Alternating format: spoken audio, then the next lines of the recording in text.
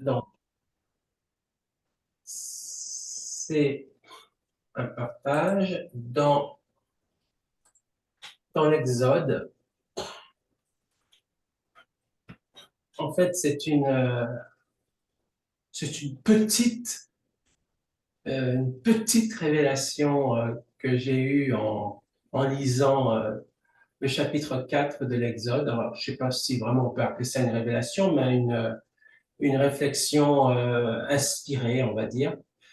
Donc, Exode chapitre 4, versets 1 à 5 ou 1 à 4. Moïse répondit et dit, voici, ils ne me croiront point et ils n'écouteront point ma voix. Mais ils diront, l'Éternel ne t'est point apparu. Donc, il s'agit de l'appel de Moïse à visiter le peuple de Dieu après qu'il soit resté 40 ans dans le désert, hein, avec Jéthro, son beau-père, et Dieu le rencontre sur le mont Sinaï, et Dieu lui demande de sortir son peuple d'Égypte. Et là, ils sont devant ce buisson ardent, et Dieu parle à Moïse. Au verset 2, l'Éternel lui dit, qu'y a-t-il dans ta main? Il répondit, une verge. L'Éternel dit, jette-la par terre. Il la jeta par terre, et elle devint un serpent. Moïse fuyait devant lui. L'Éternel dit à Moïse, étends ta main et saisis-le par la queue. Il étendit la main et le saisit, et le serpent redevint une verge dans sa main. Voilà ces 4 versets que je souhaitais méditer avec vous ensemble, parce que ça m'a fait tilt lorsque j'ai lu ça, et j'ai tout de suite, mais alors, comme un éclair, quoi, j'ai tout de suite pensé à l'Église. J'ai tout de suite pensé à l'Église, et j'ai tout de suite pensé à l'autorité de l'Église. Au verset 2, l'Éternel lui dit, qu'y a-t-il dans ta main? Il répondit, une verge. Et là, la verge de Dieu, en fait, c'est l'autorité en fait de Dieu. Dieu a mis dans la main de Moïse son autorité pour aller voir des païens, pour aller voir Pharaon et pour délivrer le peuple des griffes de Pharaon. Et cette verge est le symbole en fait de l'autorité du Seigneur qu'il donne à son serviteur Moïse. Et on peut en faire une application, évidemment, aujourd'hui avec l'Église. Dieu a mis dans les mains de l'Église son autorité. Euh, il le dit à plusieurs reprises. Il le dit, par exemple, dans Luc chapitre 10, verset 19. Voici, je vous ai donné le pouvoir de marcher sur les serpents et les scorpions et sur toute la puissance de l'ennemi, et rien ne pourra vous nuire. Donc, c'est ça la verge que Dieu nous donne. C'est ça l'autorité que Dieu donne à son Église. C'est le pouvoir de marcher sur les serpents et les scorpions et sur toute la puissance de l'ennemi. Et Dieu ajoute que rien ne pourra nous nuire. Et c'est cette autorité-là que l'Église a reçue du Seigneur. Et pour revenir à Moïse, Dieu lui donne cette autorité, mais qu'est-ce qui se passe au verset 3? L'Éternel dit, jette-la par terre, en parlant de la verge. Il la jeta par terre et elle devint un serpent. Qu'est-ce qui se passe là? En fait, la verge qui symbolise l'autorité de Dieu que Moïse reçoit, cette verge n'est plus dans sa main. Cette verge est par terre. Moïse ne tient plus, perd cette autorité en quelque sorte. Et qu'est-ce qui se passe quand il n'a plus cette verge? Eh bien, cette verge devient un serpent. C'est-à-dire que en fait, Moïse n'ayant plus cette verge dans la main, la verge devient un serpent. Et un serpent, on sait ce que ça veut dire. Hein. Le serpent, c'est le symbole du diable. Et c'est le serpent, finalement, qui reprend l'autorité, en quelque sorte. À partir du moment, et j'en viens justement à l'Église, à partir du moment où l'Église n'a plus l'autorité de Dieu dans sa main, n'exerce plus cette autorité, qu'est-ce qui se passe? Eh bien, le diable prend le dessus. Le diable prend le dessus. Et ce qui est plus inquiétant là-dedans, non seulement le diable prend le dessus, mais Moïse fuyait devant lui. C'est-à-dire qu'il perd son autorité et en plus, il a peur. La peur change de camp. Au lieu que ce soit le diable qui ait peur de Moïse, bien c'est Moïse qui a peur du diable, qui a peur du serpent. Et c'est Moïse qui fuit devant le serpent. Et ça me rappelle l'Église aussi. Nous, en fait, on a perdu notre autorité, on a perdu notre verge. Et le serpent prend le dessus sur nous. Et au lieu d'affronter ce serpent, eh bien, on fuit devant lui. On fuit devant lui. Et verset 4, l'Éternel dit à Moïse, étends ta main et saisis-le par la queue. Et ça, c'est intéressant, ce passage, parce que ça veut dire que lorsqu'on perd notre autorité par rapport au diable, autorité qui se perd soit par le péché, soit par l'incrédulité, soit par la désobéissance à la parole de Dieu, d'une manière ou d'une autre, quand on perd cette autorité, c'est jamais trop tard en fait. Ça veut dire qu'il faut reprendre cette autorité. Mais c'est pas facile de reprendre une autorité qu'on a perdue. C'est pas facile.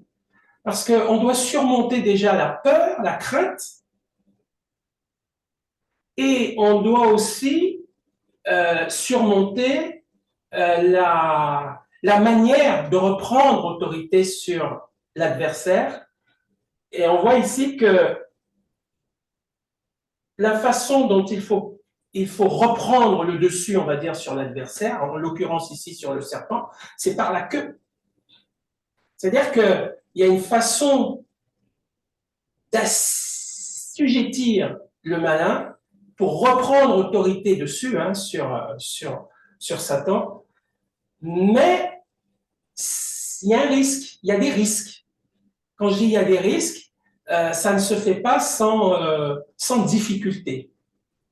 Il y a une façon de faire pour reprendre cette autorité. Finalement, Moïse saisit ce serpent par la queue, il étend la main et le saisit, et le serpent redevient une verge dans sa main. C'est-à-dire qu'une fois qu'on a on a repris cette autorité sur le diable, alors on reprend notre autorité, celle que Dieu nous a donnée, et à nouveau, on retrouve cette verge de Dieu dans notre main. Tu vois, c'est pas très long, cette réflexion. C'est juste pour nous proposer une réflexion sur la manière dont l'Église a perdu son autorité et puis la manière dont elle pourrait reprendre cette autorité qu'elle a perdue sur le diable, sur ce qu'on vient de voir hein, dans Luc chapitre 10. Hein, la Bible dit « Je vous ai donné le pouvoir ». Et le mot pouvoir, c'est le mot autorité hein, aussi. Hein. Je vous ai donné l'autorité de marcher sur les serpents, scorpions, et toute la puissance de l'ennemi, et rien ne pourra vous nuire. Et donc tout ça, on a bien l'impression qu'on a un peu la tête dans l'eau, l'Église a un peu la tête dans l'eau, et l'Église a perdu toute cette autorité-là. Donc il va falloir reprendre l'autorité sur le malin Et donc, la discussion qu'on peut avoir maintenant, c'est voilà, comment on en est venu à perdre cette autorité, à perdre cette verge, à voir le serpent prendre le dessus sur nous, le diable, et puis comment reprendre, pour l'Église en tout cas, comment reprendre cette autorité, comment saisir ce serpent par la queue et reprendre l'autorité, toute l'autorité de notre Seigneur dans nos mains. Donc, c'est un petit peu cette réflexion que je voulais initier. Et le débat peut commencer, si je puis dire.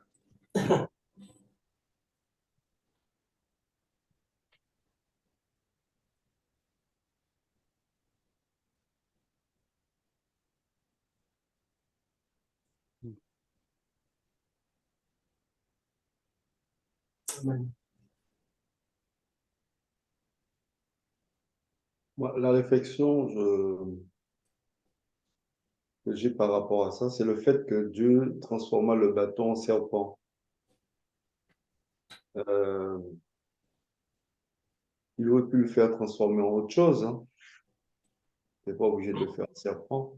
Mais je pense qu'il l'a fait en serpent parce qu'effectivement, euh, le monde est sous la domination du serpent ancien.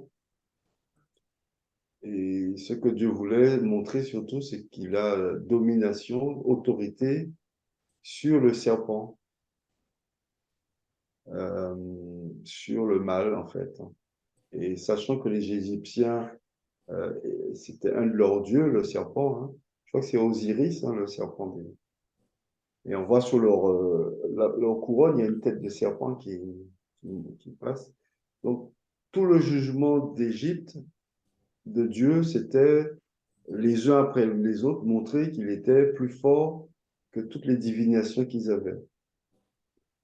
Donc, c'est pour ça qu'il l'a transformé en serpent et que ce serpent-là a mangé les autres serpents. Donc, pour montrer effectivement que lui, Dieu, est plus puissant que tous les serpents, tous les démons, tous les diables d'Égypte. Euh, Est-ce que c'est vraiment euh, quand il jette le bâton, est-ce que c'est une perte d'autorité? C'est là ma grande question en fait. Je ne suis pas sûr que ce soit vraiment dans ce sens-là que le Seigneur l'ait fait pour montrer il y a un peu, la Vierge représente effectivement l'autorité de Dieu, parce que la Bible dit que Dieu règne avec un sceptre de fer. Dieu, son sceptre est un sceptre d'équité et de droiture, de justice. Donc souvent le bateau représente cette autorité. Le faire tomber, certes, c'est un signe que tu perds ton autorité. C'est simplement dans ce contexte-là que je me pose la question. Parce que je pense que c'était surtout pour montrer à Moïse qui était Dieu, qui lui dit d'aller voir Pharaon et quelle est l'autorité, la puissance qu'il a sur les puissances ténébreuses de Pharaon. Voilà un petit peu ma première réflexion là-dessus. C'est vrai. Très bien. Ouais, moi, je suis d'accord avec Thierry à 100%, c'est exactement ça, parce que c'est vrai qu'on peut faire un glissement, comme tu l'as fait, d'interprétation en transposant la situation, mais la situation première, elle n'est pas, en effet, dans ces choses-là. Je pense Mhm. que, en effet, la verge aurait pu être transformée en n'importe quoi d'autre, mais le fait que ce soit un serpent, c'est pas anodin, parce que ça fait bien référence à cette autorité de Dieu sur celui qui est le prince de ce monde. Et avec l'autorité de Dieu, ben, on peut justement saisir ce serpent par la queue sur la base de sa parole. On peut Mhm. jeter le bâton et en même temps le ressaisir sur la base de sa parole. Après, moi, ce qui me parle, c'est que ce signe-là est utilisé pour prouver au nom de qui doit venir Moïse. Et c'est étonnant parce qu'on voit comment on est passé dans cette phase-là à quelque chose de différent, parce que Dieu, tout au long de la Bible, nous montre qu'il veut se révéler par la foi.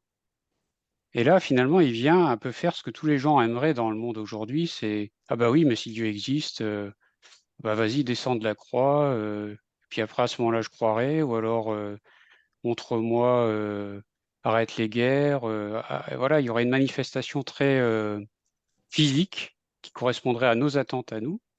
Et quelque part, là, il utilise ça, c'est assez étonnant qu'il utilise ce côté charnel qu'on aurait en disant, ben voilà, si t'es Dieu, transforme ceci en cela, comme Mm. un, Un magicien. un génie dans la lampe d'Aladin. Et c'est un peu ça qu'il fait. Et en fait, c'est le début d'une pédagogie qu'il va avoir finalement, parce que Dieu montre sa puissance à travers Moïse quand il envoie toutes les plaies à Pharaon et tout ça. Mais ça prouve bien que c'est pas ça qui va faire que les gens vont le suivre. Ouais. Donc après, il a juste en fait, dans sa pédagogie, utilisé aussi ce moyen-là qui correspond plus au cœur de l'homme. Et pourtant, ben, même quand il se met un peu à la portée de l'homme pour répondre à ses attentes à lui, ben, ça ne marche pas non plus. Donc c'est là qu'on voit finalement que le moyen de la foi, il est bien plus puissant. Et pourtant, ça se base sur l'invisible. Il n'y a pas sous nos yeux quelque chose qui se produit. Et c'est ça que Dieu impute à justice. Il veut pas justement nous montrer des signes comme ce qu'il a fait là pour qu'on croie que c'est lui qui nous envoie. Mhm. Mm. Donc voilà. Et tu sais, c'est un mystère, hein. Tu vois, ce que tu viens de dire là, souvent j'y pense, que Dieu nous pousse à simplement vivre par la foi. Parce que, comme tu dis, on a l'impression que ça repose sur rien. Et pourtant, c'est vraiment la clé, c'est vraiment, tout est là-dedans, quoi. Et humainement, ben, comme tu dis, les gens disent, ouais, mais la foi, la foi. Moi, ce que je veux, c'est comme disait l'autre là, si je ne vois, je ne crois pas, quoi. Mm. Et la foi, c'est à la fois quelque chose de simple et de profond en même temps, de mystérieux et de profond. Parce que là, tu es obligé de dépendre de Dieu, quoi, pour vivre. Et je pense que la réflexion de Dieu, c'est un travail pour extirper de notre cœur l'incrédulité et le matérialisme que le diable a insufflé dans l'homme en faisant tomber Adam et Ève, quoi.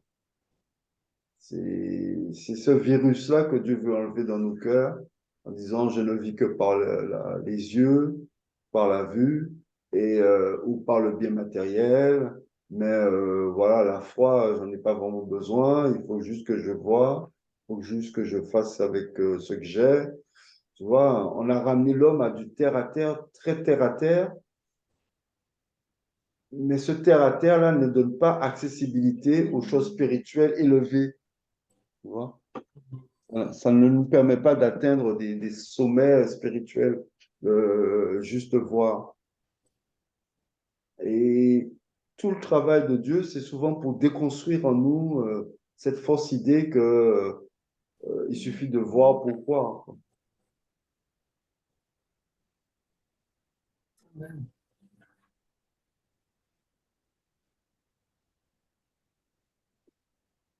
Ouais, il y a quelque chose aussi d'un peu, je sais pas comment dire, quand on prend le terme shalom, qu'on traduit souvent par paix, et la paix telle qu'on la conçoit dans ce monde, c'est l'absence de perturbation, entre guillemets, comme un état de plénitude. Mais on met à côté parfois de la définition le contentement, parce que la paix, en fait, véritablement, c'est quand tu n'as besoin de rien d'autre. Tu es dans le contentement. Et le contentement, c'est pas nécessairement de recevoir tout ce que tu as besoin et de le matérialiser, en fait. Le contentement dans le dénuement, par exemple, tu n'as rien, mais tu es quand même entier. Mhm. Et Mhm. finalement, c'est un peu ça le message de la foi, c'est un peu comme un enfant. Si on répond à tous ses caprices, par exemple, on lui donne tout ce qu'il a et c'est tangible, voilà, je prends un objet dans la main, j'ai ça, j'ai ça, j'ai ça. Mais en fait, on voit que le matérialisme nous ne satisfait pas. Donc en fait, la foi, c'est finalement, nous montrer que l'essentiel n'est pas dans les choses visibles, mais dans les choses invisibles, c'est-à-dire, l'amour finalement en soi, c'est quand même une notion qui est invisible. Elle se traduit, parce que la foi se traduit aussi en œuvre. Pour qu'elle soit authentique, elle est visible par les œuvres. Et ben, c'est pareil avec l'amour, c'est quelque chose d'invisible. La foi en elle-même aussi, le monde spirituel, tout ça, c'est invisible à nos yeux et pourtant c'est plus réel que ce qu'on peut voir avec nos yeux. Exact. Donc finalement, le contentement, ça repose sur, des choses qui ne sont pas,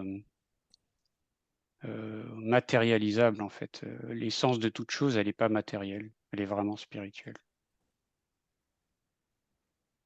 Je pense que c'est un état de cœur que Dieu veut nous emmener. Paul disait, hein, il disait, moi j'ai appris à vivre en toute situation, dans l'abondance, dans la disette. Parce qu'effectivement, il s'est rendu compte que c'est pas avoir quelque chose qui le rend heureux, même quand il a rien, il est heureux. C'est d'être. C'est d'être en Christ et de réaliser que quand on est en Christ, on a tout. Même si on n'a rien de matériel, mais on a tout l'essentiel d'un être humain. Qu'est-ce que tous les êtres humains cherchent? La paix, la joie, l'amour, la sécurité, l'amitié, rien de ce qui est matériel en fait. C'est des valeurs, ouais. On peut acheter avec de l'argent, tu vois. Et tous les êtres humains, tu voyages partout dans le monde, c'est le même besoin qu'il cherche, c'est les mêmes réalités qu'il a besoin. Il va se vanter d'avoir de l'argent, mais au fond de lui, il sait très bien que c'est pas ce qui le rend heureux. Si, s'il n'est pas en paix, il n'est pas la joie, s'il n'a pas de vraies relations amicales avec des vrais amis, si, voilà, si son cœur est complètement bouleversé, troublé tout le temps, si son âme n'est pas en paix, tout l'argent du monde ne l'aidera jamais, tu vois. Mais l'ennemi raconte une histoire, un mensonge permanent à l'être humain qui est de lui dire cours après ça, tu vas être heureux, quoi. Et tout Non, le travail du Seigneur, c'est de nous dire non, tu n'as pas besoin de courir. En moi, si je stabilise ton cœur, tu vois, souvent quand j'imagine Dieu, là, je vous donne des confidences métaphysiques thiériennes, pas martiennes, mais thiériennes. Moi, quand j'imagine Dieu, je le vois comme une mer calme, non. comme une étendue calme, tranquille, posée, reposée. Pas quelque chose d'agité, pas quelque chose qui est très reposant, très calme, très paisible, qui ne rentre pas du tout dans les considérations humaines de ce que l'être humain est. Et pourquoi je dis ça? Parce que quand Dieu dit à Élisée, quand Élisée est dans la caverne, Élie est dans la caverne, et Dieu lui dit, tiens-toi là, je viendrai à toi.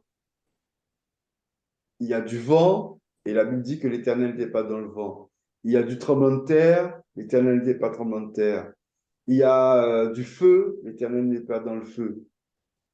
Et il y a une petite brise douce et légère. Et la Bible dit, l'Élysée prit son manteau, metta sur lui et sortit de la caverne.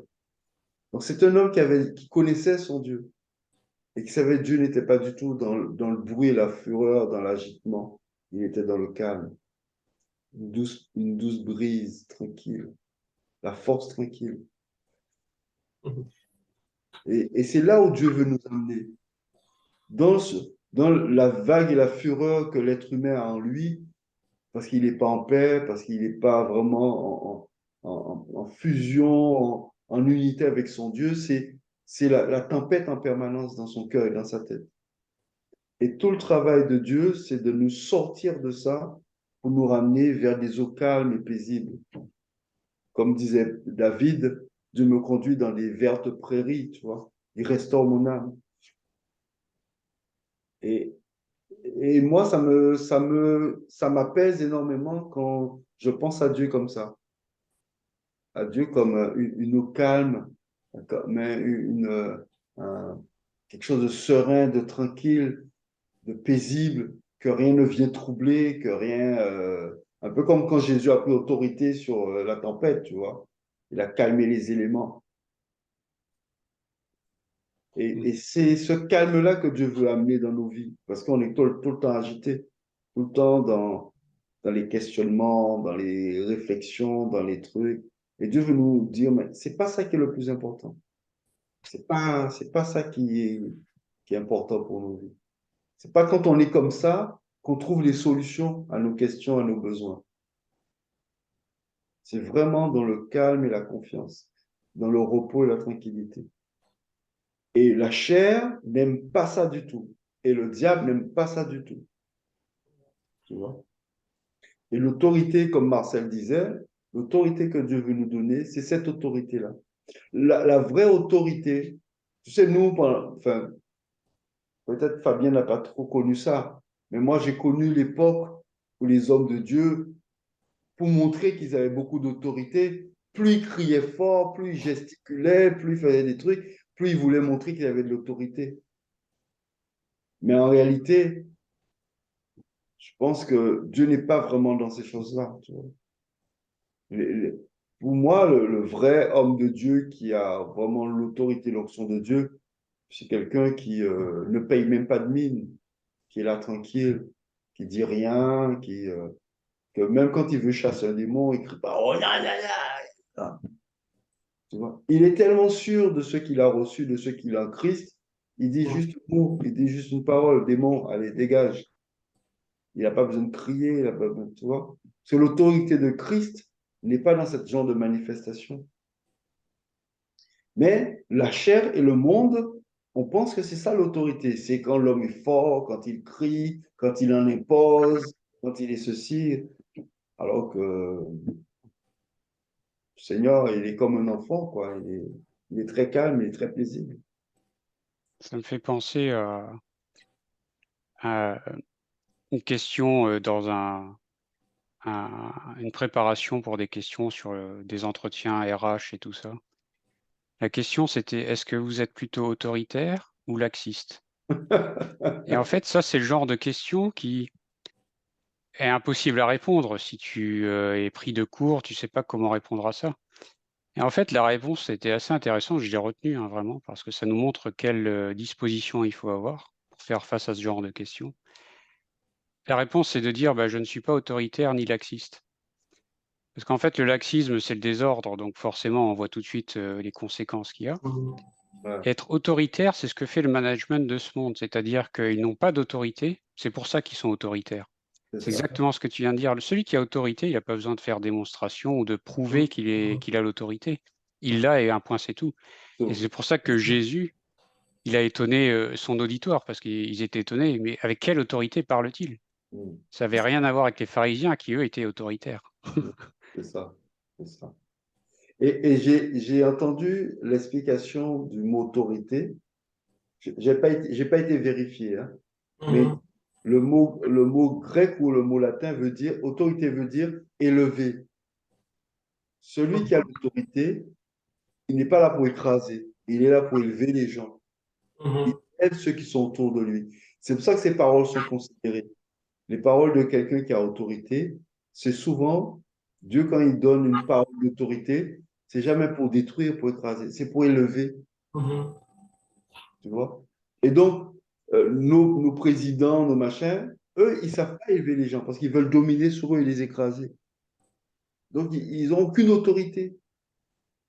Et donc, c'est pour ça qu'ils sont obligés de crier fort, de machin, nanana, nanana, parce que, parce qu'ils n'apportent rien de bon au peuple. Parce que quand tu as de l'autorité, c'est que tu viens apporter des bonnes choses. Jésus a dit, désormais, voilà tout ce qui va s'accomplir. Les sourds entendront, les boiteux marcheront. C'est cette autorité qu'il avait, naturelle. Et Il n'y a pas besoin de crier. l'autorité est là pour élever. Un pasteur qui a de l'autorité, c'est un pasteur qui doit élever ses ouailles, hein, C'est ça. pas les écraser. C'est ça. Alors, tout à l'heure, quand j'avais pris ce passage, j'avais, j'avais la pensée quand même de l'Église quand il y a eu le Covid. Le, enfin, quand je dis l'Église, enfin, une partie du corps de Christ, en France en tout cas, qui s'est couchée devant, devant la vie médicale, etc., devant ces mensonges finalement. Et, euh, et je me suis posé la question, est-ce que finalement l'Église en France, en tout cas en région parisienne, je ne sais pas si c'est sur toute la France, si on n'a pas un peu perdu euh, de, de cette autorité déjà par rapport à la... Enfin, ouais, on est un petit peu affaibli au niveau spirituel et ça s'est manifesté, on va dire, ça s'est manifesté de manière assez tangible, j'ai trouvé, dans cette histoire du Covid. Et, euh, et l'ennemi, finalement, a pris de l'ampleur, a pris de l'ampleur, entre guillemets, a pris le dessus. C'est ce que j'ai ressenti avec cette histoire du Covid. Ouais. Et là, je comprends mieux ce que tu veux dire quand tu as présenté ton passage. C'est-à-dire Et qu'en fait, au moment où le serpent est à terre, transformé, il passe de la verge au serpent, c'est la peur qui est suscitée chez Moïse qui prend autorité sur lui et il fuit à ce moment-là, alors qu'en fait, c'est Dieu qui est aux commandes. Ouais. Dieu qui est aux commandes, et il n'a plus la verge, surtout. Voilà. Il n'a plus la foi dans l'autorité. Enfin, c'est pas Moïse, hein, parce que j'ai transcrit ça par rapport à l'Église. Hein. Donc, l'Église n'a plus la foi dans cette autorité que Dieu lui a donnée. Et le symbole de ça, c'est cette verge de Moïse qui n'est plus dans ses mains. Et comme l'Église s'est couchée devant le corps médical et devant toute cette histoire de mensonges, tout ça, donc elle a cru à tous ces mensonges, elle a cessé d'avoir l'autorité. Et donc, le serpent a prévalu. Enfin, quand je dis le serpent a prévalu, enfin, le mal, l'incrédulité, les mensonges, etc., c'est ça que l'Église a cru. Elle ne croyait plus à la parole de Dieu qui dit qu'il leur a donné le pouvoir de marcher, etc. Et donc, je trouve que l'Église est dans cet état. Elle n'a plus la verge dans ses mains et elle a peur du serpent. Ça, c'est le constat. Et je pense que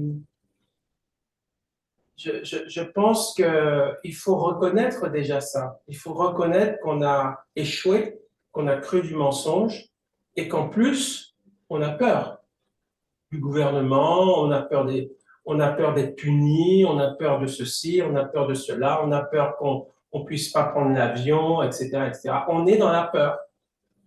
Parce que ce gouvernement de serpent, si on peut dire, est là pour faire peur aux gens. Et donc, l'Église est tombée dans le panneau. Comme Moïse, il a fui devant ce serpent. Il a eu peur, il a peur. Et devant cet échec de l'Église qui a peur du serpent et qui n'a plus la verge de Dieu dans sa main, moi, je me dis, quelle est la solution? Et on a l'impression que ce qui suit après dans le texte que Dieu donne après, enfin dans la suite du texte, Dieu donne les consignes en fait pour reprendre la main. Il dit saisis le serpent. Ça veut dire n'aie pas peur, parce que si tu as peur, tu ne peux pas saisir le serpent, tu vas fuir. Il faut savoir qu'avant cette phrase, Moïse fuyait le serpent. On ne peut pas à la fois saisir et fuir. Si on fuit, on s'éloigne du serpent. Si on saisit le serpent, c'est qu'on s'est approché du serpent. Ça veut dire qu'il ne faut pas avoir peur du diable, de ces gens-là, de ces manipulateurs, de ces menteurs, etc. Il faut les confronter. Il faut les confronter. Mais les confronter comment? les confronter, comment dirais-je, Dieu dit, prends-le par la queue. Donc, c'est peut-être pas une confrontation frontale. Ça doit se faire de manière cachée, subtile, dans la prière. Dieu ne nous a pas amené à mener une lutte armée, par exemple, faire des grèves ou je sais pas quoi, enfin des choses humaines, des outils humains de force et de violence. Mais Moïse était amené à saisir ce serpent par la queue. Et c'est en confrontant le diable, en n'ayant pas peur de le confronter en face et de lui asséner les paroles de Dieu, etc., c'est là qu'on reprend la verge de notre autorité. C'est pas en fuyant le diable, c'est en le confrontant. Et je pense que il y a peut-être une réflexion à avoir par rapport à cet épisode de Covid où on a vu le manque de foi, notre manque de foi en tant qu'Église, comment dirais notre manque d'autorité, notre incrédulité et notre peur du système, jusqu'à fuir quelque part le système, ou en tout cas à se soumettre au système. Et là, après, Dieu donne des clés pour reprendre le dessus. Pour reprendre le dessus. Et donc, c'est tout ça qui, tu vois, qui est un peu dans ma tête, là, dans la réflexion. Je me dis, comment cette Église avachie, affaiblie, incrédule, comment elle peut reprendre le dessus, quoi. C'était ça un peu ma pensée, tu vois. Tu vois, pendant que tu dis ça, moi, ce que je vois, c'est que le Covid a été révélé. En fait, Dieu a permis le Covid pour révéler effectivement l'état de l'Église. C'est pas le Covid qui a amené l'état de l'Église. Dieu a permis le Covid, justement, cette confrontation pour montrer que l'Église est maintenant, comme le dit l'Église de la Odyssée, tu penses que tu es riche, machin, mais tu es pauvre, aveugle et nu, quoi. Misérable et nu, ouais, exact. Donc, le Covid a révélé l'état de faiblesse de l'Église, a révélé ses peurs, tous ses manquements, etc. Et, euh, et tu vois que pour savoir qu'est-ce qu'il faut faire, il faut la révélation. C'est-à-dire, Moïse, c'est Dieu qui lui disait, fais ça, fais ça, fais ça. Donc, le but, pour que l'Église sorte de ça, il faut que l'Église revienne à la révélation de Dieu, Amen. revienne au conseil de Dieu. Plus le conseil des hommes, mais le conseil de Dieu. Amen. Tu vois?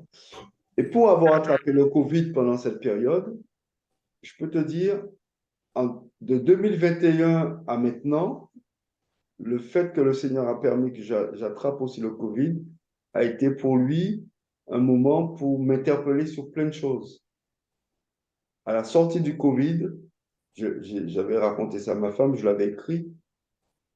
Il y a plein de décisions que j'ai prises à ce moment-là. Parce que pendant que j'étais malade, c'est un peu comme ce que tu disais, c'est comme si Dieu m'a passé au scanner pour me montrer tout ce qui n'allait pas dans ma vie. Parce que je peux te dire, quand j'étais malade et j'étais couché sur mon canapé là, je me voyais malade, mais incapable de sortir de cette maladie. Incapable d'avoir autorité. Et là, Dieu m'a montré, tu vois comment tu es faible. Tu n'avais même pas autorité pour sortir de cette maladie. Tu n'avais pas autorité de prendre autorité sur la maladie, autorité sur le Covid, autorité sur rien. Et j'étais comme un enfant dénudé, comme un ver. Je me suis vu comme un ver. Je me dis, mais comment ça se fait? J'ai même pas la force de prier. Je n'ai pas la force de lire ma Bible. J'avais aucune force. Et, et la solution aujourd'hui que Dieu a, et je pense qu'on l'a déjà un peu partagé, et c'est ce qui fait qu'on est ensemble là, c'est que Dieu, à partir de cela, n'a pas interpellé l'Église en sens A, en sens E, mais a interpellé chaque chrétien à dire maintenant qui tu suis, qui tu veux suivre, qu'est-ce que tu veux faire maintenant. Tu vois? Parce que tu ne vois pas de révolution dans les églises. Mais par contre, tu vois, chacun, c'est le fait qu'on a été un peu isolé, chacun chez soi, on s'est tous posé la question, mais qu'est-ce que je fais maintenant? Qu'est-ce que je fais là? Je ne peux pas aller à l'église, je ne peux pas aller dans un bâtiment, je ne peux pas rencontrer mes frères et sœurs, je ne peux peut-être même pas aller dans la famille, je ne peux pas voyager, je ne peux plus rien faire. Donc, il y a quelque part, il y a eu un recentrement, je ne sais pas si on dit ça, se recentrer, Recentrage, ouais. un recentrage sur soi, en disant, bon, Seigneur, mais qu'est-ce que... C'est pour ça qu'il y a des chrétiens qui ont abandonné le Seigneur. Parce que ce recentrage-là était très violent, hein. Et je le dis, Dieu a permis le Covid, et comme tu le disais, c'est Dieu qui a cette autorité-là sur le serpent. Le Covid n'est pas plus fort que Dieu. C'est C'est vrai. Dieu qui a permis ça. Et c'est Dieu qui a le contrôle. Et c'est Dieu qui a encore la réponse. On voit nulle part le serpent et Pharaon dire, ah non, on va renverser Dieu, on va être plus fort. Du début à la fin, Dieu a eu le contrôle sur tout. Même quand les ennemis, quand Israël est parti et que Pharaon les poursuit, la Bible dit que Dieu a mis une sorte de ténèbres, d'obscurité entre eux et machin pour qu'ils aient le temps de partir. Dieu les a maintenus à distance. Dans rien, Pharaon n'a contrôlé, dans rien, Pharaon a été plus fort. Donc, cette histoire de Covid, là, certes, ça fait beaucoup de tort, mais moi, je pense que justement, parce que l'Église était apostate, parce que l'Église était faible, Dieu a suscité ça pour susciter un coup Un de, électrochoc. un électrochoc pour dire à chacun de tous ceux qui se disent chrétiens et pas chrétiens, quelle décision vous prenez pour vivre sur Terre? Quel est votre choix? Pourquoi vous êtes sur Terre? Et en qui vous croyez? Et montrer l'état de nos cœurs. Et moi, depuis cette époque, je peux te dire, ça a été une révolution. Encore maintenant, c'est un bouleversement. Dieu constamment me remet encore sur tout. Qu'est-ce que je choisis? Qu'est-ce que je veux faire? Comment je veux marcher? Dans quelle sanctification? Comment je lis ma Bible? Comment je prie? A été chamboulé. Parce qu'on était entré dans une forme de tradition chrétienne. Bon, tu fais ça comme ça, tu lis ta Bible comme ça, tu chantes comme ça, là. Tu vois, on avait un cadre qui était là, qui avait plus de communion réelle avec Dieu. On avait mis en place une organisation qui chapeautait tout. Et on voit bien toutes les églises avaient un style à eux. Quand tu vas chez ICC, c'est comme ça. Quand tu vas à Parole de foi, c'est comme ça. Chacun avait mis son style et on vivait comme ça en pensant que c'était la bonne chose. Alors que si c'était le corps de Christ, il n'y a qu'un seul style. Ton corps n'a pas différents styles. Tout ton corps est un. Tu vois? Et donc, Dieu est en train de bouleverser les cœurs et les consciences de Fabien, de toi, de moi, de tout le monde pour dire maintenant qui vous suivez, de qui vous prenez la révélation pour jeter le bateau. Est-ce que tu prends la révélation de ton pasteur, de ton maître à penser, ou maintenant chacun vient devant le Seigneur et dit Seigneur, me voici, que dois-je faire pour toi? Qu'est-ce que tu attends de moi? Où dois-je aller? À qui je dois parler? Tu vois? Et quand chacun d'entre nous va se recentrer sur Dieu, de nouveau, Dieu pourra unir son corps et de nouveau, Dieu pourra agir avec puissance. On est juste dans un temps actuel où Dieu interpelle chaque chrétien, chaque être humain, chaque homme, chaque femme, chaque enfant, pour lui dire en qui tu crois. Parce que demain, l'Église, de nouveau, les bâtiments peuvent être fermés. De nouveau, il ne peut plus avoir de relation de contact. Comment tu vis ça? Est-ce que tu dis, ah ben oui, Dieu nous a abandonnés, on n'a plus d'église, on n'a plus de ceci, on n'a plus de cela, bon ben, c'est pas la peine de prier, je retourne à ma vie d'avant. Ou tu dis, peu importe, Seigneur, je vais me recentrer sur toi, je vais encore entrer dans une plus grande communion, je vais vraiment chercher ta présence pour que tu me dises jour après jour, qu'est-ce que je dois faire? Et c'est ça que Dieu est en train de faire aujourd'hui. C'est le tri. Dieu est en train de trier. On a déjà parlé de ça, hein. Moi, je dis qu'on est dans le tri de Gédéon. Et comme tu disais tout à l'heure, il faut de la révélation pour reprendre le dessus. C'est la révélation de Dieu qui a permis à Moïse de cesser de fuir et d'obéir à cette La révélation. révélation. Il faut de la révélation. C'est ça, l'Église a Révélation besoin de va dans révélation. une communion intime avec Dieu. Il faut rentrer dans cette intimité, dans ce temps où tu es à l'écoute, tu es en silence. Tu vois, moi, il y a des moments, je dis rien, je suis là, je prie en langue, je m'habille et je m'en vais. C'est pas le temps d'aller faire du blablabla devant Dieu. C'est un temps, il faut entrer dans une profondeur avec le Seigneur. À ce C'est temps-là, vraiment- il était d'ailleurs valable avant même qu'il y ait le Covid. Finalement, le Covid, comme tu le dis, ça a été que le révélateur de qui c'est qui était déjà dans cette disposition de cœur. Mm. Et par la grâce, c'est vrai qu'on l'était déjà, peut-être dans une moindre mesure, certes, mais il y avait quand même ce côté-là, parce qu'on a compris qu'il y avait quelque chose de pas normal. Et c'est vrai que dans cette affaire de Covid, c'est vraiment une affaire de foi. Parce qu'en fait, aucun des partis ne pouvait vraiment prouver les choses, parce que les preuves que moi je vais donner par rapport à un complot, à une organisation de ces choses-là, on va pas les croire, parce qu'on va dire c'est pas rationnel. De même, quoi, je vais leur dire, moi, bon, tout ce que vous me montrez, bah, ça se voit que c'est faux. Donc en gros, c'est qu'une affaire de foi. Et Mm. ça, c'est aussi un témoignage pour savoir, mais sur quoi repose ta foi, en fait? C'est Elle ça. repose sur ce qu'on te montre, parce que tout ce qui a l'air d'être évident, on te dit, mais regarde, c'est évident, il faut croire ça. Eh ben non, justement, nous, on a une autre approche, on dit non, c'est pas si évident que ça. C'est pour ça qu'on Moi, ce que passait je son crois n'est temps pas évident. à s'échanger des. Tu te rappelles, on passait son temps à s'échanger des trucs, des vidéos, des messages. Voilà, et moi, c'est simple, en mars 2020, je me souviens très bien, j'ai compris qu'il y avait un truc bizarre derrière tout ça, je me suis mis à genoux, j'ai dit, Seigneur, montre-moi. Et ben, il n'a pas tardé dans sa réponse, il m'a guidé et m'a montré, voilà, des gens qui font un travail, des lanceurs d'alerte et tout ça, et hop, j'ai raccroché le wagon sur la base de ce que je savais déjà un peu sur le fonctionnement de ce monde dans lequel on est. Et ça m'a permis de, voilà, de... Mais c'est vrai que c'est pas simple parce qu'en fait, il faut accepter d'être dans le désert. C'est-à-dire qu'à un moment donné, quand Dieu fait son tri, il te laisse tout seul aussi. C'est ça. Et là, est-ce que tu tiens dans Tu ce dois moment où tu es chercher un le peu tout Seigneur. seul? Mm. Tu dois C'est chercher pas le simple. Seigneur et le Seigneur t'a donné une révélation. Ça revient un peu à ce qu'on disait tout à l'heure, hein. Dans ce désert, tu as cherché et Dieu t'a révélé les choses. Donc, le monde ne cherche pas le Seigneur. Nous cherchons le Seigneur et le Seigneur nous parle, nous répond. Et donc, on a cet avantage sur le monde, c'est que Dieu nous donne des certitudes et des révélations Ouais. qui nous permettent de nous dire on est dans le véritable. Mm.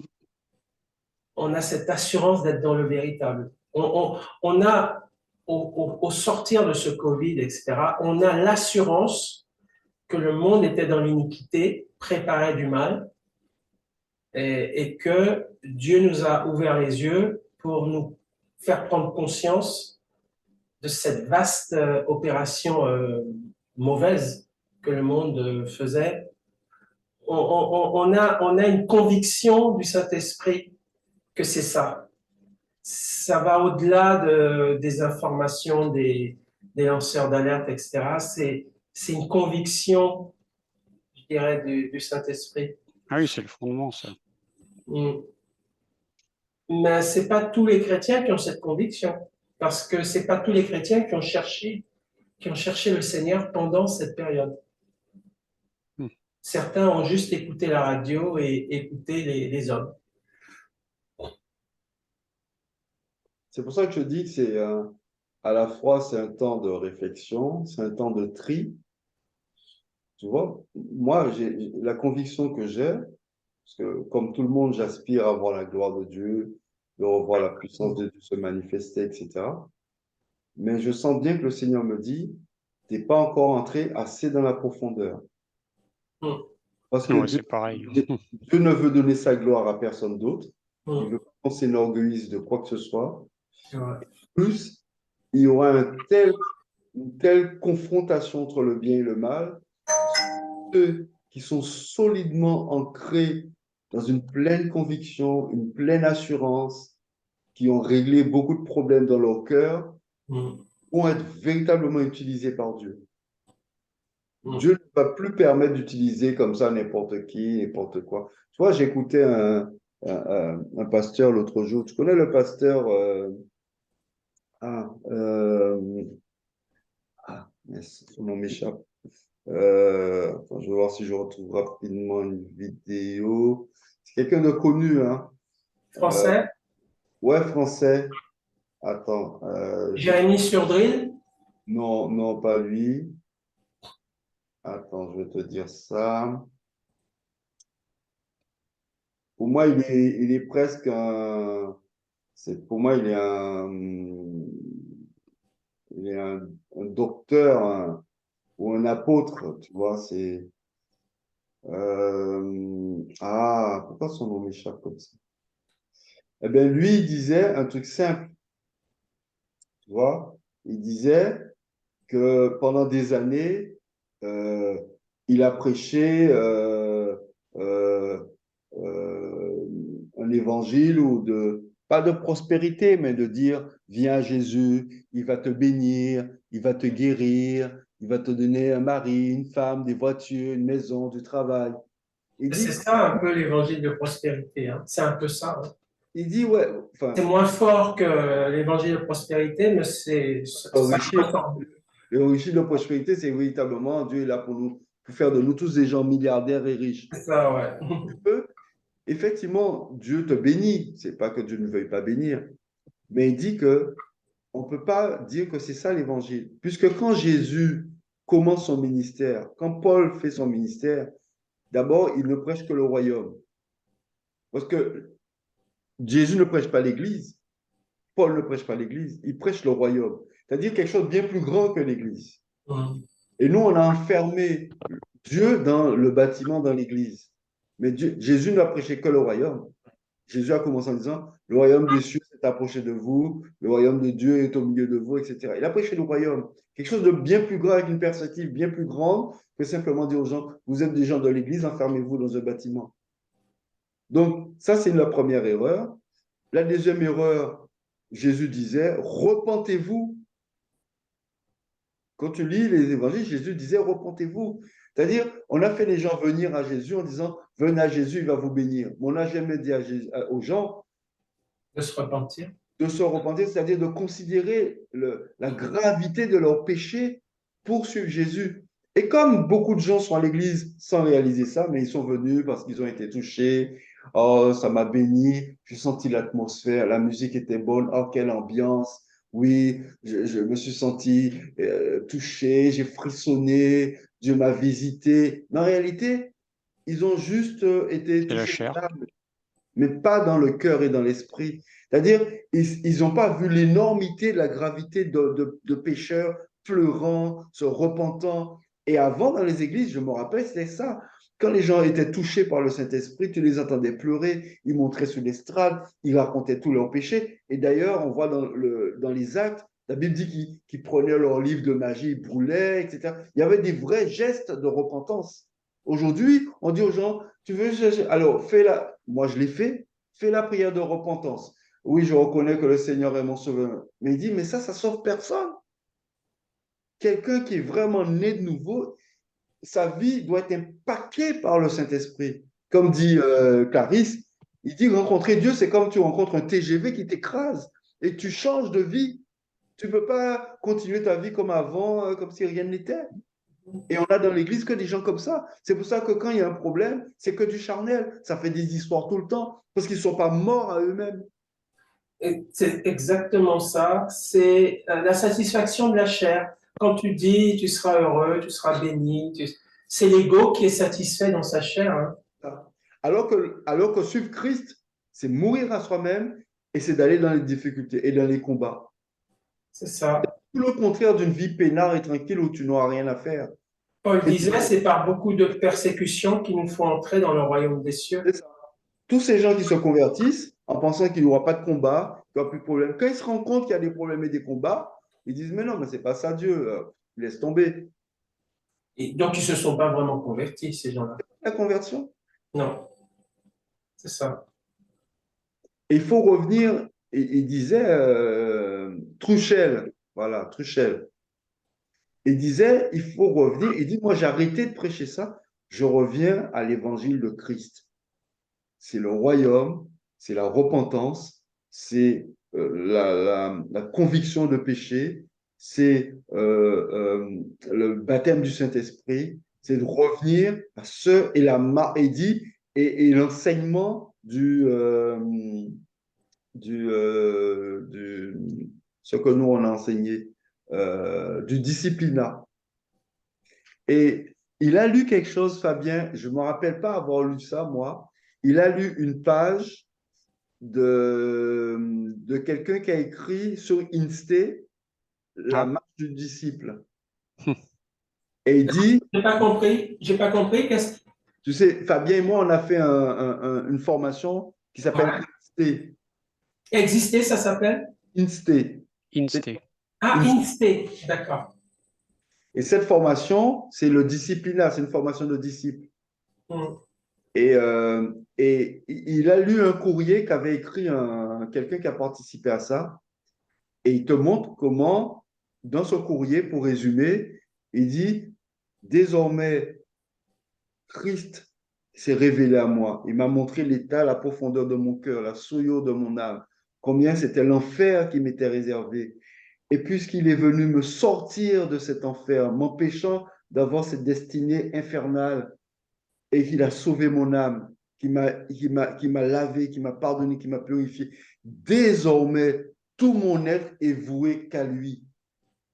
Je ne cours plus après les biens matériels de ce monde. Je ne cherche plus à avoir de la valeur aux yeux de ce monde, avoir un poste élevé, avoir quoi que ce soit. Mon seul programme, Christ et Christ seul. Je suis prêt maintenant à perdre tout ce qu'il faut, que mes parents me rejettent, que ma famille me rejette, que mes amis me rejettent, que la société me rejette. C'est le prix à payer pour suivre Christ. Mais comme il a tout donné pour moi, moi aussi je donnerai tout pour lui. Et c'est ça la vraie conversion et c'est ça le vrai disciplinaire. Et je suis prêt à suivre Christ et tout le chemin par lequel il va m'amener et accepter ses conditions, quitte à souffrir, quitte à mourir pour lui. Puisque de toute manière, je suis mort à moi-même. Je ne m'appartiens plus, j'appartiens à Christ. Mhm. Et il dit, tout le problème aujourd'hui est là, puisque comme on n'a plus de gens comme ça dans l'Église, donc on n'a plus de vocation, on n'a plus de missionnaires. Parce que quand tu entrais dans un ministère, tu savais réellement ce qui t'attendait. C'est ça. C'est un Dieu vrai. n'avait rien caché aux disciples, ceux qui les attendaient. Il leur a même dit qu'ils allaient mourir. S'ils m'ont fait ça à moi, le maître, à plus forte raison à vous. Donc tous les disciples savaient qu'ils pouvaient mourir dans des conditions difficiles, être pendus, être cloués, être renversés tête en bas. Ils savaient tous qu'ils pouvaient mourir de manière très, très dramatique. Mais ils disaient, OK, on y va. Puisque le maître est passé par là. Si nous, on passe par là, c'est normal. Et certains disent même qu'ils se réjouissaient quand ils souffraient pour Christ. Où on voit ça aujourd'hui? On a perdu ça, tu vois? Et c'est ça que le Seigneur nous demande de revenir. Si on est mort en Christ, on ne s'appartient plus, quel que soit le chemin, on se réjouit en Christ. On loue, on l'adore, on l'élève, on le magnifie. C'est tout ce qui est important pour nous. C'est ça. Le reste, C'est ça, ouais. On n'est pas vraiment mort.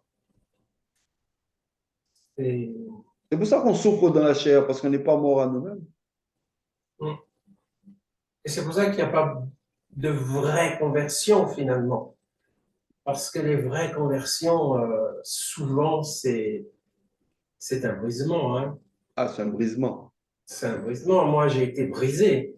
Un brisement. J'ai été brisé, moi. Je quittais l'armée et en plein milieu, enfin, c'est vrai que toutes les conversions sont différentes. Hein, donc, on peut ne pas être brisé tout de suite, mais le fait d'accepter l'idée qu'on pourrait l'être, c'est ça au moins que Dieu veut. Et on le sera après, de toute façon. On le sera à un moment donné ou à un autre. Hein. La Bible dit que Jésus, c'est la pierre qui soit écrase, soit... alors, ou tu es écrasé par la pierre, ou tu es brisé, pardon, par la pierre. Donc, c'est ou l'un ou l'autre. Hein. C'est tout. Écrasé, tu es perdu. Brisé, c'est-à-dire une pierre qui tombe de... Donc, soit tu tombes sur la pierre et tu es éclaté, brisé, soit c'est la pierre qui tombe sur toi, la pierre c'est Jésus, hein. La pierre qui tombe sur toi, c'est le jugement, et tu es écrasé. C'est ou l'un ou l'autre. Tu ne peux pas échapper hein, aux deux, à l'un des deux. Hein. Donc, Donc, si tu n'es pas brisé, tu le seras, ou alors tu ne l'es pas et tu seras écrasé. Donc, moi, j'ai été donc écrasé, brisé tout de suite. D'autres le sont plus tard, peut-être. Moi, je l'ai été tout de suite. Mais c'est très douloureux.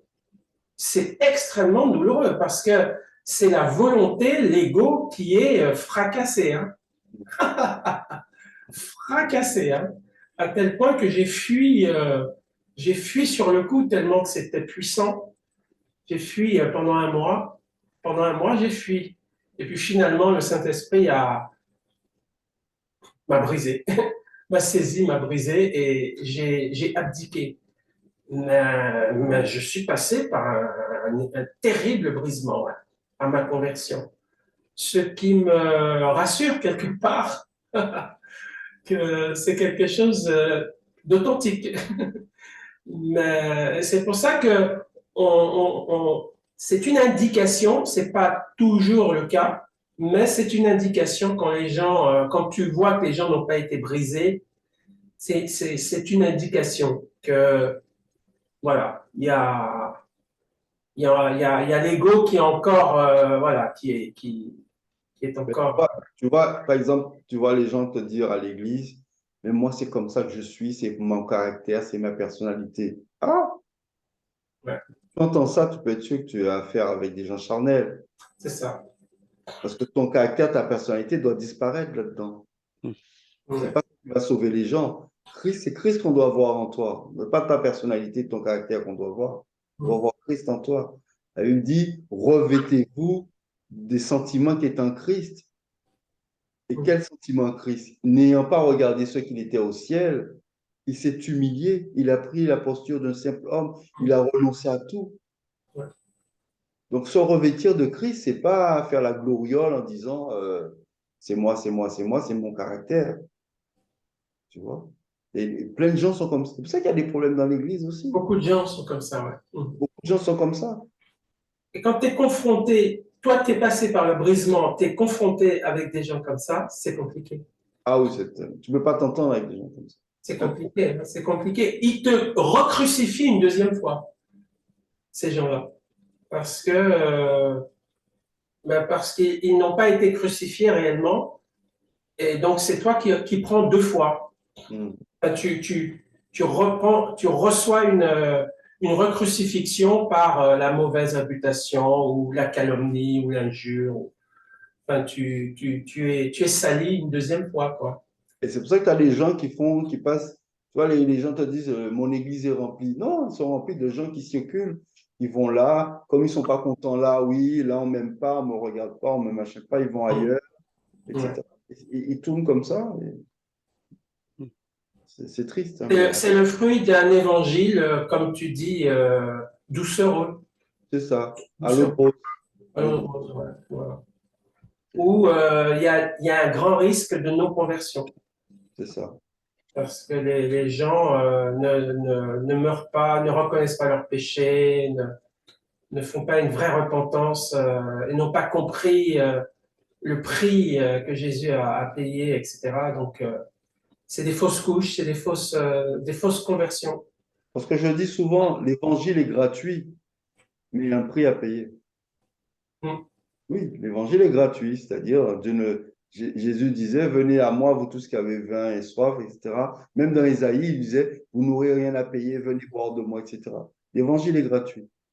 Mais suivre Jésus, il y a un prix à payer. C'est un prix à payer. Il y a un prix à payer. Tu ne peux pas suivre Jésus en n'ayant rien à faire ou disant que c'est facile. C'est impossible. Impossible. Puisque Ouais. nous sommes encore en terrain de guerre, hein. Nous sommes en terrain ennemi ici-bas. La Bible dit que le monde est régi par la pensée de l'ennemi.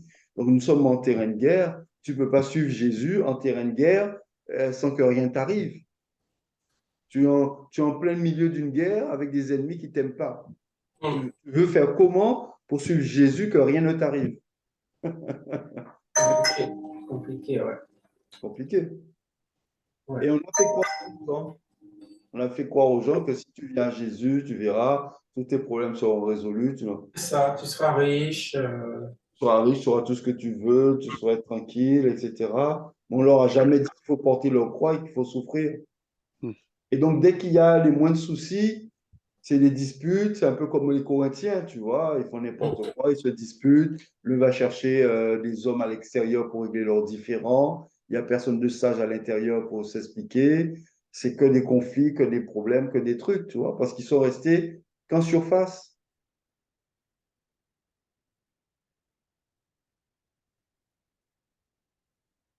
Et on est dans ces temps-là où Dieu veut ramener les gens à un vrai évangile, à une vraie conversion, puisqu'il doit venir chercher l'Église qui est belle, propre, saine, pure, sans tache ni ride. Aujourd'hui, l'Église n'est pas encore prête à être enlevée. Il y a encore beaucoup de choses à faire. Donc là, le Seigneur a dit, bon, ok, je vais mettre un gros coup de pied dans la fourmilière, on va faire sauter toutes les conventions, tous les machins. Comme ça tombe bien, ces hommes méchants voulaient déjà faire quelque chose. Dieu dit, ok, on va permettre ça. Et ça va. La Bible dit que Dieu fait de ses ennemis ses marchepieds. Hein. C'est pas le contraire. C'est pas les ennemis qui dominent sur Dieu. Donc Dieu se sert de ces éléments actuels pour lui aussi intervenir, parler, ramener les gens à lui, leur demander d'avoir des vraies conversions. Et bientôt, à mon avis, plusieurs de nos faux pasteurs et nos faux apôtres, etc., plusieurs vont disparaître. On va, à mon avis, commencer à entendre parler de pasteurs qui meurent par-ci et par-là. Il faut que Dieu fasse le tri. Il faut que Dieu intervienne dans sa maison. L'Église, c'est à lui, c'est pas aux hommes. Et s'il veut que l'Église soit belle, pure, que de nouveau les chrétiens travaillent ensemble dans l'unité, il faut qu'ils mettent de l'ordre. Et Ça va comme, se faire par l'Antichrist. hein, Ça va se faire par l'Antichrist parce que la grande prostituée, la femme assise sur la bête, elle est jugée par qui? Elle est jugée par la bête parce que Dieu dit dans sa parole qu'il a mis dans le cœur de la bête pour un temps donné de faire la volonté de Dieu.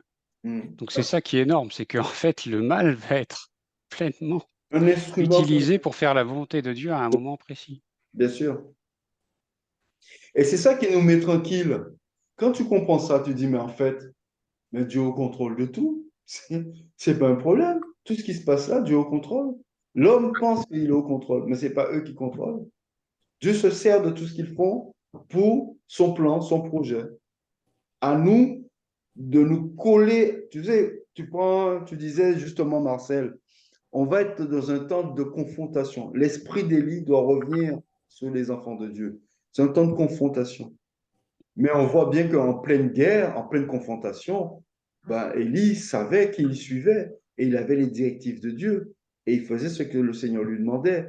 Tu vois? Donc, ce n'est pas le problème d'être en guerre, d'être en confrontation. Nous, tout notre problème, c'est dire, Seigneur, apprends-moi vraiment à reconnaître ta voix. Apprends-moi à entrer dans ce calme, dans cette tranquillité où je sais que c'est toi qui me parles, c'est toi qui me conduis. Apprends-moi à saisir ta pensée. Apprends-moi à être là où tu veux que je sois. C'est le temps vraiment de ça. C'est le temps où Dieu cherche des hommes et des femmes disponibles entre ses mains, individuellement, tu vois. Parce qu'on ne pourra pas compter sur l'Église en général, tu vois. Il y a besoin d'hommes et de femmes qui viennent au pied du trône et se mettent à la disposition du Seigneur. Quand Dieu dira, Fabien, Fabien, ok, tu vas aller, je sais pas moi, dans tel quartier ou dans telle ville, tu vois bien que les gens comme Philippe, Étienne, ils allaient dans des villes, dans des quartiers évangélisés. Il n'y avait pas une stratégie de l'Église, entre guillemets. C'est le Saint-Esprit qui gérait tout ça. Je pense que ces gens-là existent. Hein. C'est même pas un futur, il y aura. Ils existent. Hein. Bien sûr. Je pense que nous, Il en faut beaucoup plus.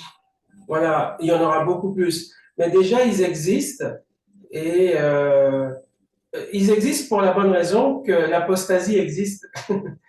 Et c'est pour ça qu'ils existent. Jésus a dit, les portes du séjour des morts ne prévaudront pas contre mon Église. Mm. Et, ma vraie Église, sous-entendu ma vraie Église. Hein. Bien Et sûr. donc, je pense que ces gens-là ont toujours existé, existeront toujours. Il y aura toujours un reste qui résistera, un peu comme les Gaulois, irréductibles Gaulois qui résistent. Ce reste existera toujours. Après, peut-être que effectivement Dieu va unir ces gens-là ensemble, va les rassembler pour qu'ils créent une force, c'est possible aussi. Mais ces gens-là, ils existent. Bien Ils sûr. sont là. Il y en a. Voilà. Et le Saint-Esprit, on a rencontré, comment elle s'appelle, Clarisse. Pour moi, Clarisse fait partie de ces gens-là. Mm. Nous, si nous persévérons, nous faisons partie de ces gens-là. Si nous persévérons. Donc ces gens-là, ils sont là, ils existent. Hein. Maintenant, la pression va augmenter sur ces gens-là.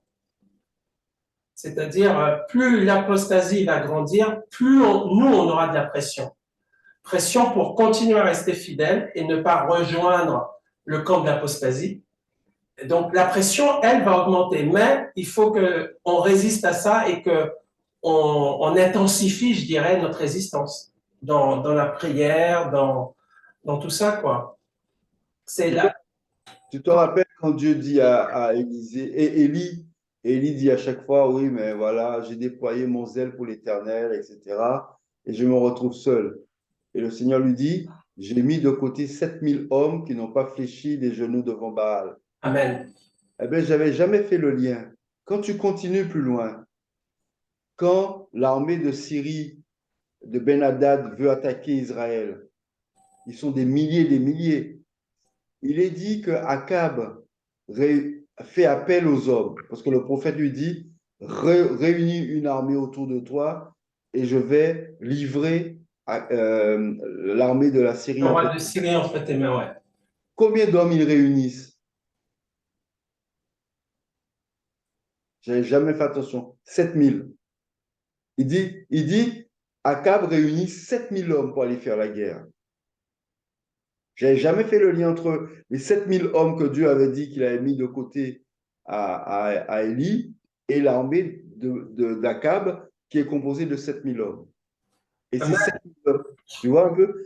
Donc, un moment ou un autre, chaque homme, Dieu a réservé, il a dit, j'ai mis à part 7000 hommes. Je ne pense pas qu'ils étaient tous les 7000 regroupés à un endroit, mais chacun dans leur tribu, dans les 12 tribus, il y avait des hommes et des femmes consacrés à part pour Dieu. Mais quand il a fallu faire la guerre, là, ils ont été réunis.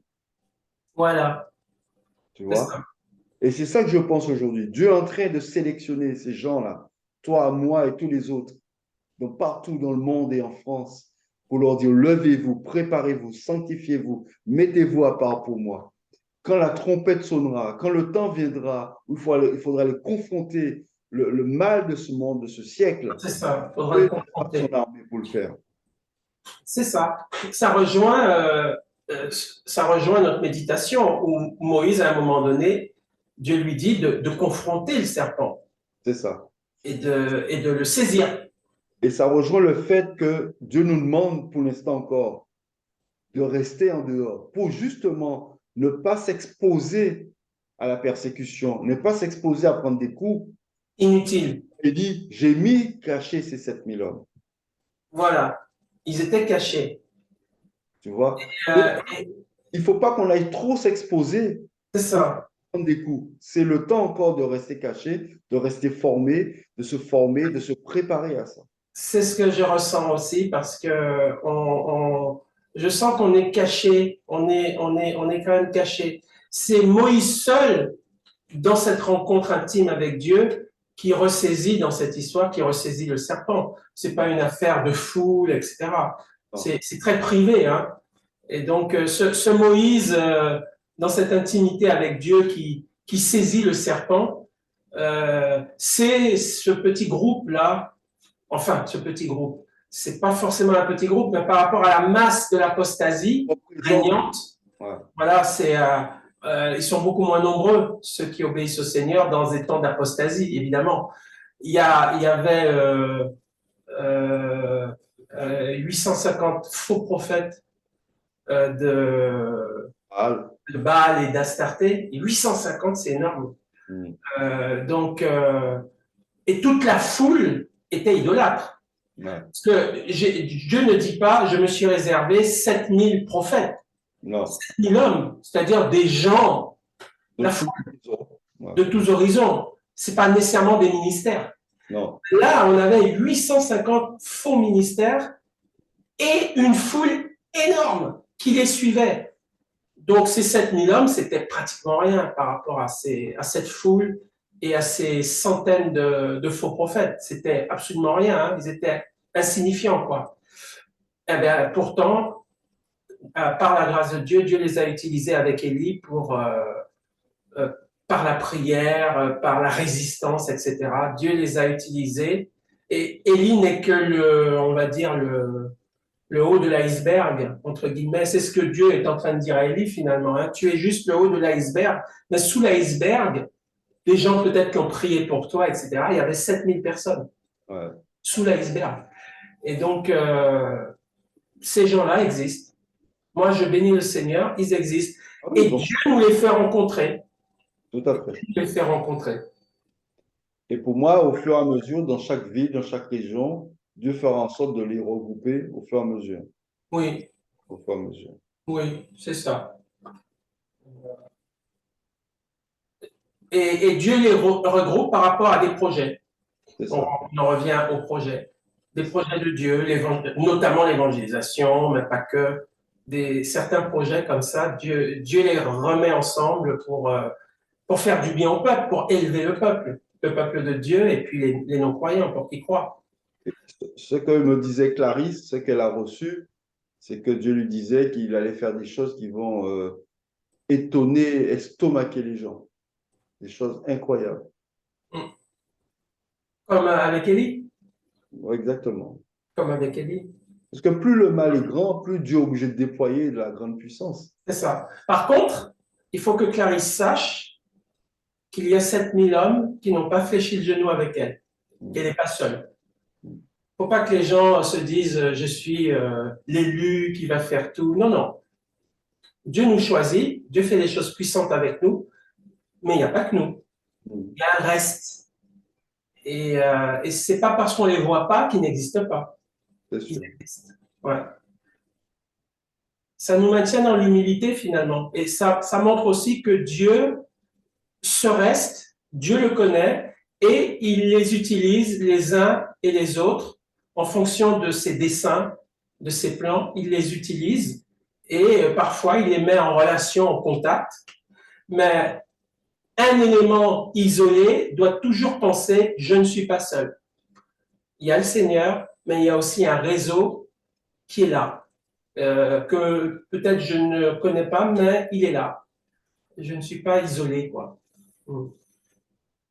C'est sûr.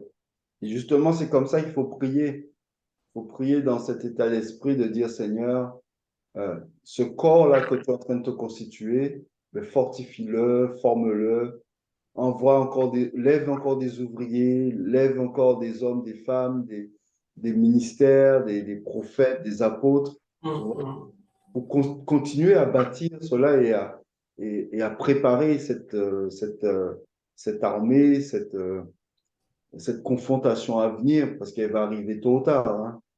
Et il faut qu'on soit tous prêts. C'est justement sanctifie, prépare-la, garde tous ceux qui sont déjà là, qui ne se lancent pas trop tôt dans la bataille, qui ne s'exposent pas. Tu vois? Ouais. Parce qu'il faut vraiment ne pas trop s'exposer. Tu vois, quand Jésus reste 30 ans sans rien faire, c'est justement pour éviter de s'exposer, de prendre des coups inutilement. Inutile, ouais. Lui, il était là pour faire une mission précise, pas pour aller s'exposer, prendre des coups. C'est ça. Je pense aussi que ça demande beaucoup de formation individuelle pour chacun avant d'être en relation avec les autres. C'est ça. Parce que si on n'est pas formé suffisamment individuellement, le problème aujourd'hui, c'est que lorsque les gens sont en relation avec quelqu'un d'autre, un autre ministère, ils ont inconsciemment tendance à vouloir écraser l'autre ou dominer sur l'autre. Alors que, donc c'est un travail très spirituel d'être ensemble sans vouloir dominer sur les uns et les autres.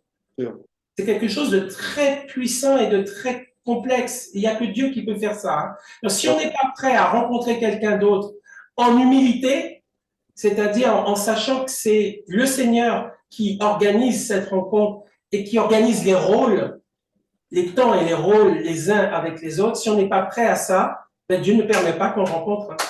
Exactement. On rencontre. Parce qu'aujourd'hui, c'est le problème de l'Église. C'est que chacun est dans son précaré, dans sa boîte, et dit, c'est par moi que l'Éternel parle. Et donc, moi, si je rencontre le pasteur, là, plutôt, moi, j'ai dans ma pensée le côté collégial, le côté, c'est Christ qui nous a unis, et c'est lui qui va parler pour nous montrer qu'est-ce que les uns et les autres vont faire, etc. Moi, je raisonne comme ça. Mais lui, s'il n'est pas prêt, s'il raisonne pas comme ça, il va vouloir m'utiliser, m'écraser, me dominer, etc. Donc, en fait, il n'est pas prêt à rencontrer ces gens-là. Ce genre de personnes ne sont pas prêtes La plupart à travailler en communion avec d'autres ministères, en humilité avec d'autres ministères. Ils ne sont pas prêts. Donc, Dieu ne permet pas qu'ils les rencontrent. C'est pour ça que je dis que les gens disent, mais on voit rien se passer dans les églises aujourd'hui. C'est normal. Parce que si Jésus va à ICC, où il va là, qu'est-ce qu'ils vont dire? Ah, mais tu vois, c'est grâce à nous, parce que nous, on est très spirituels. Ils vont vouloir récupérer cette gloire pour eux. Tu vois? C'est que de la récupération. Hein. Voilà. Et le Seigneur ne veut absolument pas ça. Non.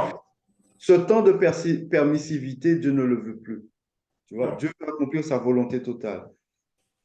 Donc, Dieu préfère préparer en cachette, en tranquillité, des hommes et des femmes par milliers qui sont prêts à travailler ensemble. Comme dans la première église. C'est ça. Tous les apôtres étaient ensemble, tous les chrétiens étaient ensemble, tous les jours, communion fraternelle.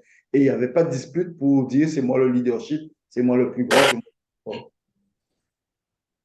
Je l'ai expérimenté. Hein. Le frère là à qui j'ai donné les dons pour le Maroc, il est dans l'ancien système, quoi.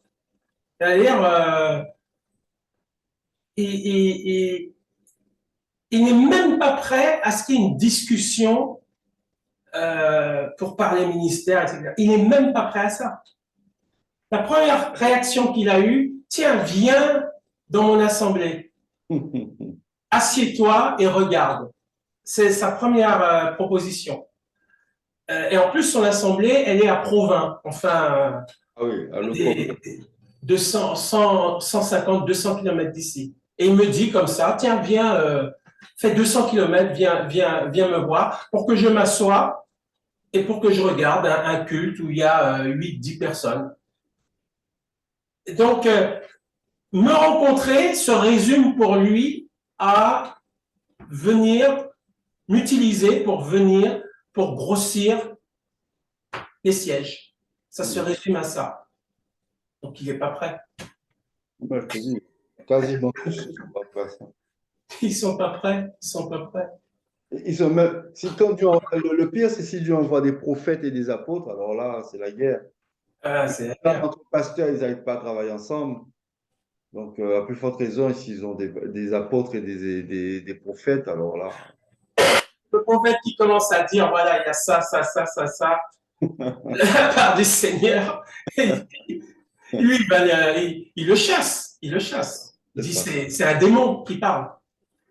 Il va régler le problème. Hein. Il va dire, bon, bah, il parle par la puissance du diable. Et il te chasse. C'est sa façon de régler le problème. C'est ça. Donc, non, mais c'est pour ça que le temps n'est pas facile, mais en même temps, on va vivre de belles choses. Il faut vraiment rester dans cette pensée. Dieu va nous permettre de vivre de belles choses. Il faut bien être préparé. Il faut vraiment chercher en profondeur la présence du Seigneur. Ouais. Chercher sa voix, chercher sa direction, parler énormément avec le Seigneur, échanger avec lui étaler tous les jours. Seigneur, qu'est-ce que tu penses de ça? Comment je peux faire ça? Comment je peux aller là?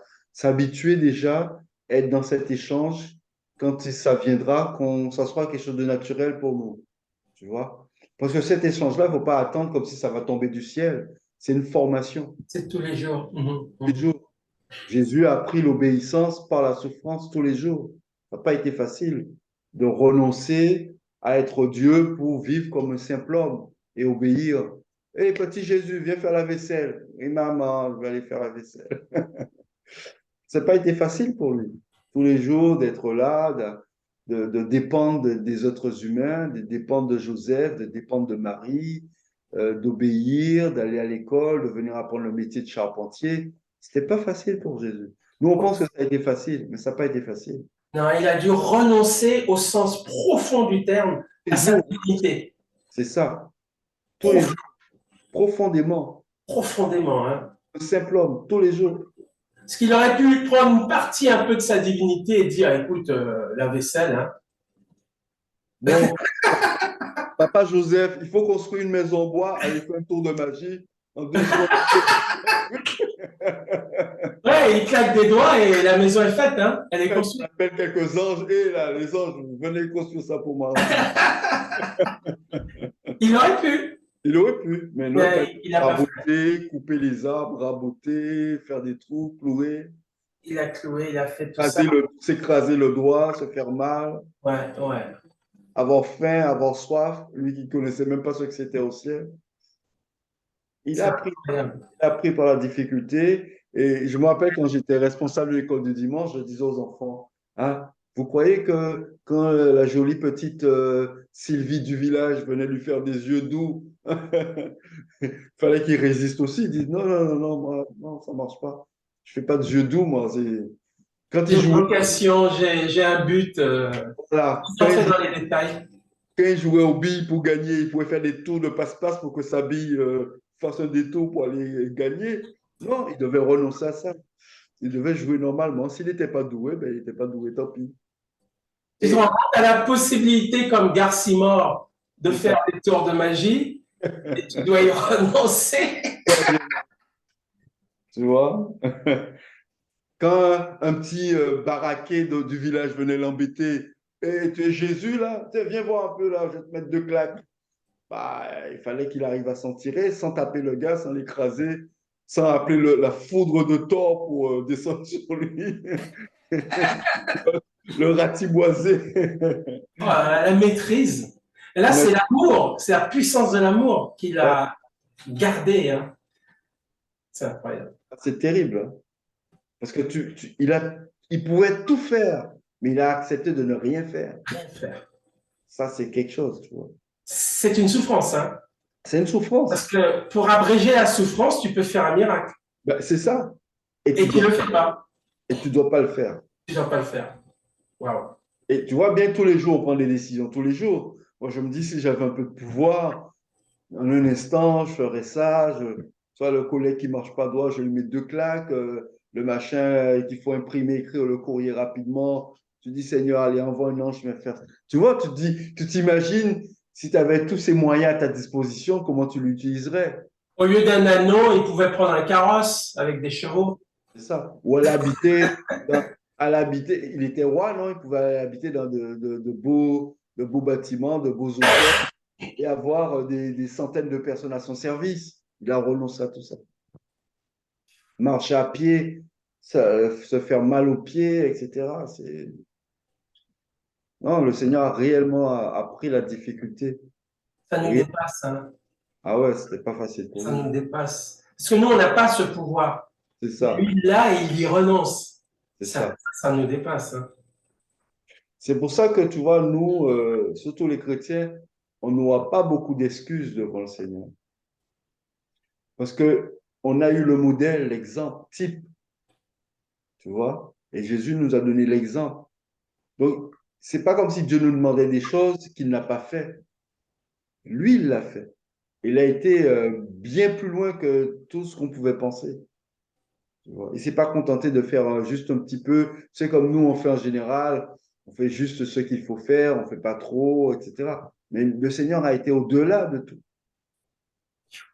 Jusqu'à laver les pieds de ses disciples, de celui qui allait le trahir, etc. Et dans son âme, j'imagine cette déchirure, tu vois. Parce que tu vois quelqu'un là qui va te trahir et il ne lui dit rien. Il accepte déjà ce passage difficile que le Père a permis pour aller à la croix.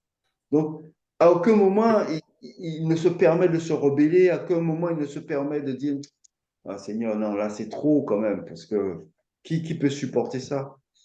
Et il accepte tout ça. Et il le vit en disant, mais derrière, je ferai une moisson d'hommes et de femmes qui vont me suivre par la foi et que je vais pouvoir racheter, sauver, guérir. C'était ça la pensée de Jésus.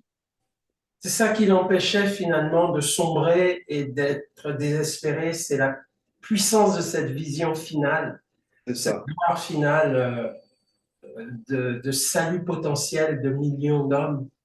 Et c'est ça que le Seigneur m'a rappelé, c'est que Jésus, lui, il avait besoin que le Père lui rappelle ça tous les jours. C'est pour ça qu'il priait. Et c'est pour ça qu'il disait, moi, c'est ce que le Père m'a montré que je fais. C'est ce que le Père m'a dit que je dis. Et nous, pour rester dans cette... C'était existentiel pour lui, ça. Hein. voilà. Et nous aussi, on a besoin absolument que ce qu'on fait et qu'on dit, c'est que le Seigneur qui nous l'a montré. Tu vois, beaucoup de gens viennent prêcher et ils prêchent avec leur intelligence, ils prêchent parce qu'ils connaissent bien la Bible. Mais aujourd'hui, ce dont on a besoin, c'est de suivre l'exemple, le modèle qu'on voit.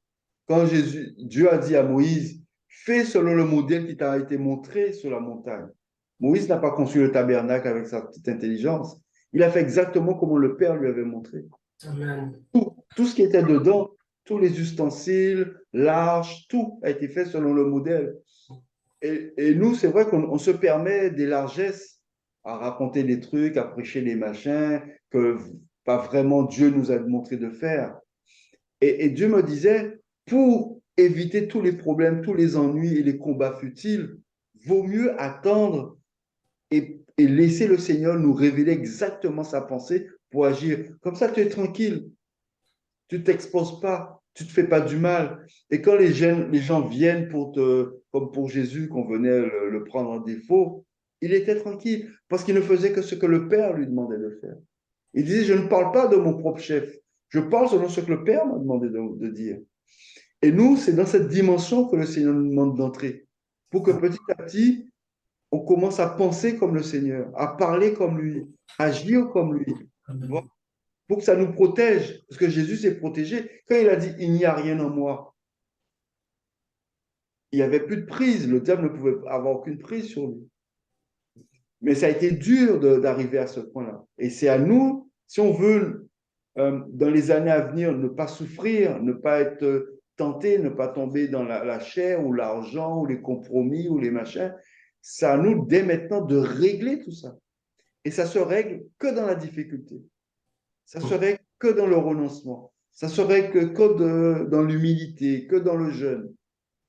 Et en dehors de la vue des autres. Parce que tout le monde aime bien proclamer sa grande science. Dieu a fait ça, Dieu m'a révélé ça. Tu vois, toutes les prédications, c'est que ça. Mais le vrai travail de brisement et de renoncement, personne n'en parle. Alors que la clé du succès, elle est là. C'est ça. Hors de la vue de tout le monde. Tes combats dans la nuit, dans la journée où tu te bats, où tu te dis, Seigneur, je veux rester droit, je veux rester sanctifié, je veux garder ta pensée, je veux marcher dans ta vérité, garde-moi. Et tous les jours, tous les 5 minutes, tu es là et tu essaies absolument de garder ta pensée saine et pure, comme le Seigneur l'aurait fait. Ça, c'est en dehors des radars. Personne ne le voit. Il n'y a que Dieu et le diable qui le voient. Tu vois? Et c'est pour ça que quand ça s'est réglé, le diable le sait. Et il sait quelle autorité maintenant que tu as. Tu vois? C'est ça. Il sait qu'il ne peut plus jouer avec toi comme ça. Et il sait que s'il vient t'attaquer, il faut qu'il le fasse véritablement dans les bonnes conditions. Parce qu'il va se prendre une raclée. Parce qu'il a vu le travail caché, personnel, individuel entre toi et ton Dieu. Et il sait, quand Jésus dit après, quand il est sorti du désert, des 40 jours de jeûne et prière, qu'il fut revêtu de puissance. Il sait maintenant qui est Jésus. Bon. C'est pour ça que ce que Dieu nous demande aujourd'hui, c'est vraiment un travail en delà des radars. C'est entre nous et lui qu'il faut entrer dans cette profondeur, qu'il faut creuser, qu'il faut aller chercher, qu'il faut aller se dépouiller, se renoncer, se vider. Parce qu'on ne peut pas remplir si on est rempli de nous-mêmes. Dieu ne peut pas nous remplir. Et donc, tous les jours, se vider, se vider, se vider, se vider. Renoncer à penser comme ça, renoncer à réfléchir comme ça, renoncer à agir comme ça. Accepter la résilience, de tout supporter, de tout accepter, qu'on nous méprise, qu'on nous regarde mal, qu'on nous juge, qu'on nous condamne, de tout accepter, de ne pas répondre. La Bible dit, il était comme un agneau qu'on amenait à l'abattoir. Il n'a point ouvert la bouche. Résilience, là, cette capacité de tout supporter qui nous permet après de tout apporter. Gloire à Dieu. Et Dieu attend de nous ce travail-là. Moi, je sais, aujourd'hui, Dieu me dit, c'est fini le temps de jouer. Le temps des, oui, on va voir, on va aller consulter. Non, non, c'est fini ce temps-là. C'est un temps où on doit tout prendre au sérieux. Et on doit vraiment prendre au sérieux tout ce que le Seigneur nous enseigne. Apprendre dans la difficulté, dans les pleurs, dans le jeûne, mais il faut maintenant entrer dans cette dimension-là. Puisque lui-même, il est passé par là. Donc lui-même, il nous comprend. Et lui-même peut nous diriger. Lui-même peut nous conduire. Ce n'est pas quelque chose qui est hors de Dieu. Ce n'est pas des choses que Dieu ne sait pas, ne comprend pas. Au contraire.